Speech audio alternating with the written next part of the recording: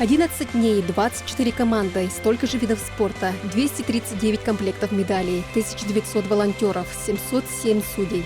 Вот и завершились 8-е международные спортивные игры «Дети Азии» до исторической родине в Якутске. Юные спортсмены соревновались по легкой атлетике, баскетболу, волейболу, танцевальному спорту, масс-рестлингу, художественной гимнастике, боксу, скалолазанию, мини-футболу, спортивной борьбе, плаванию и другим видам.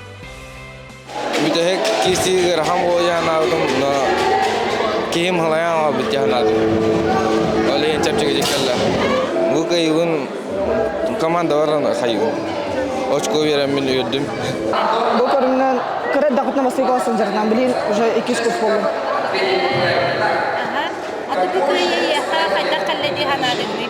Боккайы бир хылы жарканын сборда хан каян опыт алан каян бу уверенно кайдым. Боккайын покойник тренер Барамулин Алексей Дмитриевич Илишка. Он бу то аныр пипит Дети Азии тапсырдым. Там иште отделительно олимпийский тофакаднер гагатабар. Самый архандар басыга кирси болот. Это уже арылынаган, онна дальше уже нормально баратыр, бартышой. Финалга Урал болуңду кирстим. Еще бит, но не сошел. Игры также стали зрелищной площадкой для национальных и восточных видов спорта. Спортсмены показали отличные результаты по борьбе кураж, хапсагай, алыш, тэквондо, дзюдо и самбо. А новым видом в этом году стала популярная на Востоке игра го. По пулевой и стендовой стрельбе, стрельбе из лука, шахматам, настольному теннису прошли также самые серьезные поединки. По результатам соревнований в медальном зачете выиграла команда Узбекистана. Они завоевали 36 золотых медалей. За ними вышли в лидеры команды Сибирского федерального округа и Беларуси. Первая команда Якутии с 25 золотыми медалями заняла 4-ю позицию, а пятерку лидеров замкнула Москва, которая тоже имеет 25 золотых медалей, но уступает по количеству серебряных и бронзовых наград. Торжественные церемонии открытия и закрытия игр прошли в стадионе Туймада. Масштабное представление открытия на тему Арктики и музыкальные шоу закрытия никого не оставили равнодушными. Всего в этих событиях приняли участие около 5000 человек. На открытии участников приветствовал глава Якутии Айце Николаев. Огонь игр зажег заслуженный мастер спорта России по боксу, выпускник «Дети Азии» Георгий Балакшин. Действия посвятили памяти основателей игр, первого президента Якутии Михаила Николаева. Ну а в финальном шоу выступили артисты и музыканты, композиторы, диджеи, хореографические коллективы Якутии.